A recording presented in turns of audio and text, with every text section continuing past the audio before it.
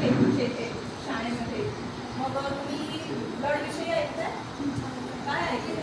Blood donation का करायचं काही माहिती आहे का? नुसतं ऐकलं आहे ब्लड डोनेशन. आता हे ब्लड डोनेट करतायत ते कुणाला जाणार आहे?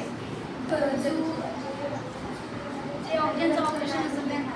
बरोबर, ऑपरेशन असतं त्यांना. आणि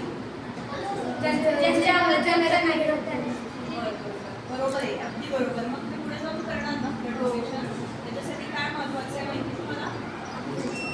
हो, म्हणजे काय करेक्ट. आणि फ्रुट्स खाल्ले पाहिजे. बरोबर. अजून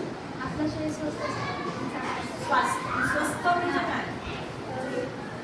तुम्ही काय काय खाल्लं पाहिजे?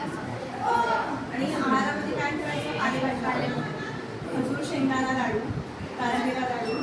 आणि काय खाणार? तुम्ही काळा मनुका. हां, हे सगळं खाणार. आता तुम्ही 7वीला आहात, तुम्ही किती वर्षांचे आहात?